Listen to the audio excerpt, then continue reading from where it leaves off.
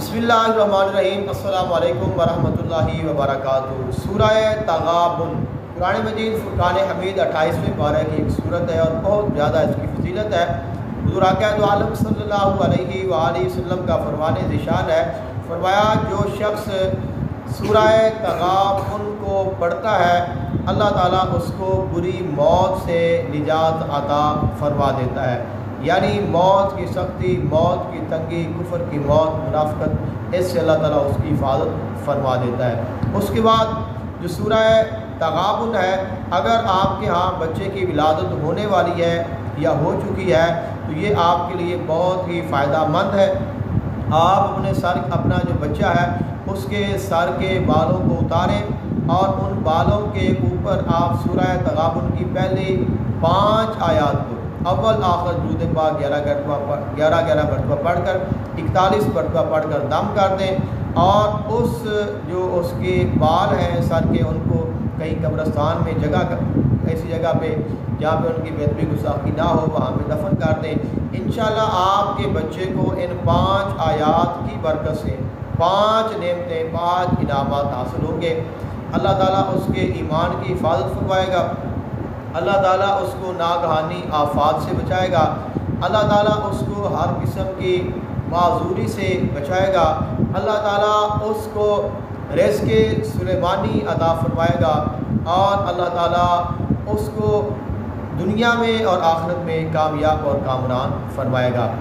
सूरह तगाबुन की एक आयत है, अल्लाहु ला इलाहा इल्ला हु व अलल्लाहि फलयतवक्कलिल मुमिनून। अगर आप पर कोई मुसीबत, कोई परेशानी आ जाती है और आप ये चाहते हैं कि इसका फ़ौरन हल हो जाए तो आप अव्वल और आखिर 11 मरतबा दुरूद पाक पढ़ें। दरमियान में आप 1000 मरतबा इस आयत को पढ़ें। इंशाल्लाह इसकी बरकत से एक ही दिन में आपकी जो मुसीबत और परेशानी है वो ख़त्म हो जाएगी। और अगर आप इसको ज़्यादा दिन पढ़ना चाहें तो आप पढ़ सकते हैं, या अगर बड़ी परेशानी है फिर आप इसको चंद दिन, 7 दिन, 11 दिन, 21 दिन, 41 दिन भी कर सकते हैं, लेकिन आपको इसके बहुत ज़्यादा फ़यूज़ व बरक़ात हासिल होंगे।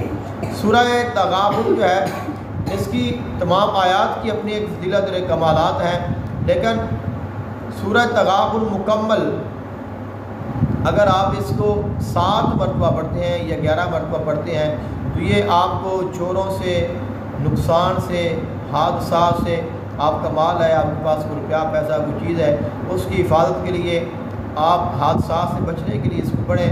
इंशाल्लाह आपकी हिफाजत होगी, आपके माल की हिफाजत होगी, आपकी औलाद की हिफाजत होगी, आपके घर की हिफाजत होगी और आप हर किस्म के नुकसान से महफूज रहेंगे। अगर कोई आपका दुश्मन है, आपको तंग करता है, परेशान करता है, तकलीफ़ देता है तो आप अव्वल आखिर दुरूद पाक के साथ आप 11 मरतबा सूरह तगाबुन को पढ़ें, चंद दिन पढ़ते रहें। इंशाल्लाह जितना भी दुश्मन ज़ालिम क्यों ना होगा अल्लाह ताला आपको उसके जुल्म से निजात अता फरमा देगा। सूरह तगाबुन लाइलाज बीमारियों से शिफा के लिए भी अक्सर का असर रखती है।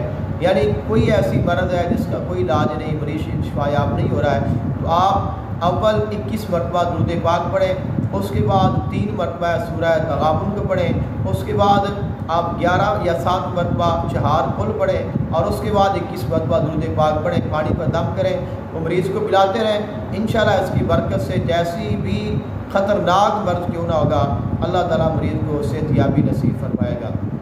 अगर आप सूरह तगाबुन को लिखते हैं और लिख कर गले में रख देते हैं तो गले में बरकत होगी, रिज़्क़ में, माल में बरकत होगी। अगर आप इसको मरीज़ को पहना देते हैं अल्लाह ताला इसकी बरकत से उसको शिफा अता फरमाएगा। अगर आप इसको लिख कर पानी में इसको घोल कर पिलाते हैं तो इसके साथ बीमारियों से शिफा हासिल होगी।